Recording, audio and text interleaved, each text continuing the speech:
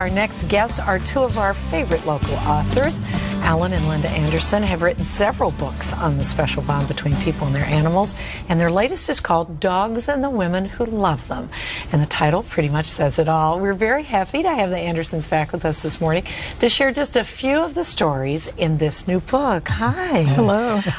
This is book number 12, as I understand it. We alluded to the fact that you've written several, and they're always a big hit because they move you so much. You know, I'm a dog lover, and I love this about all the animals that you write about. We've got a bunch of pictures, and they're from the stories in the book, and I want to try and get through them. So do you mind if we just jump in and you tell us some of the stories? These are right from the book. There's the cute cover, Dogs and the Women Who Love Them. Now tell us, who are we looking at here? Well, this is Lori, and Bo. She was inspired by Bo. Bo was a rescue dog, and inspired by Bo to create Patriot Paws, which is a nonprofit organization that helps train animals, dogs, to help the service people coming back from Iraq and Afghanistan, the ones who need service dogs. It's a wonderful organization. She uses prisons and those in prison to help with the training of the dogs. So it's good all the way around. All the way Works around. well for everybody. Beautiful. Okay, who do we have next? Let's see. We're looking. They're trying. There's another black lab. I'm a black lab person. Tell me about this dog. You would love this fellow. This is Miguel.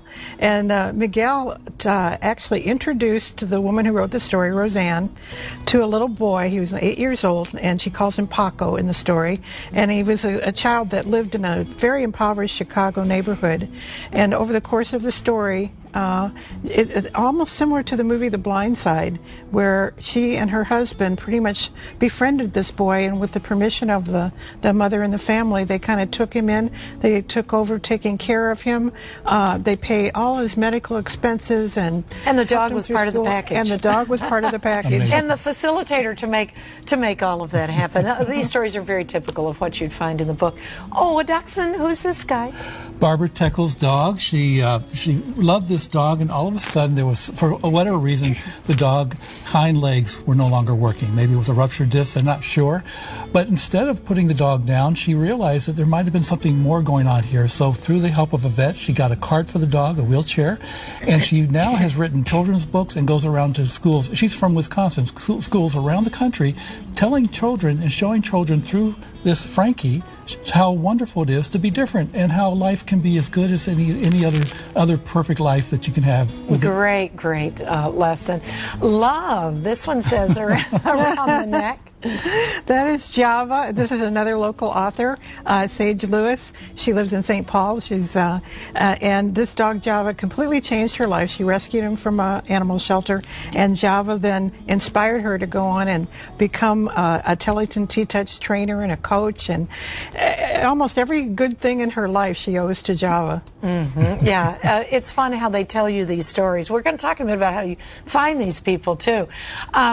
Lots and lots of stories like this throughout the book, including this one. This is an unusual looking dog. Tell me about this dog. Well, this is Jenny Pavlik's dog, H-Stake. Hurricane Kate is the name. She was down after the Hurricane Katrina doing rescue work, and she adopted this dog and brought him back to Minnesota. We had this author on the show. Absolutely. Yes. Yeah. That's right. Amazing work. This dog inspired her to do so many wonderful things when it comes to helping dogs in desperate situations through her organization, Kate Helping Dogs, basically what it is, that dog that she brought back from Katrina. Made it all happen. So many of these dogs, that's what they do. They make it all happen. Now, there's a familiar face. Now, I have a story in this book. This is our little adopted dog, Leaf. He was rescued from an animal shelter. He was abandoned, and he was very distrustful, and I called this story The Dog Who Wouldn't Kiss Me. He was so afraid, and for a couple of months there he wouldn't touch me, and now he's become a kissing machine. And the picture we have there is me posing with him, because we're going to have a woman-dog look-alike contest at all of our book events this time, and Pampered Pooch Playground and Prodigy Dog are donating prizes for the look-alike contest. So bring your photos of you and your dog side by side and see if you can win the contest. Yes, and it's true. People do start looking like their dogs. Now, this story is interesting. I remember about the German Shepherd. Yeah, that is Major and Janet Ballard. And Janet Ballard's going to be at our book event. She's a national canine trainer, and she trains detector dogs for the Minneapolis-St. Paul Airport. The whole career got started with Major, who was a very abused and neglected German Shepherd, and she created such a bond of trust with this dog that he wound up saving her life twice. She worked in the Wisconsin Sheriff's Department. Saving her life twice. Their books will make you cry, but they are a good kind of a cry. They will touch you.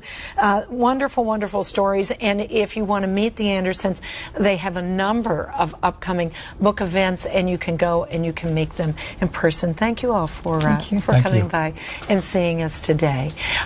Today, they're going to be at the Barnes & Noble in St. Cloud at 7 p.m.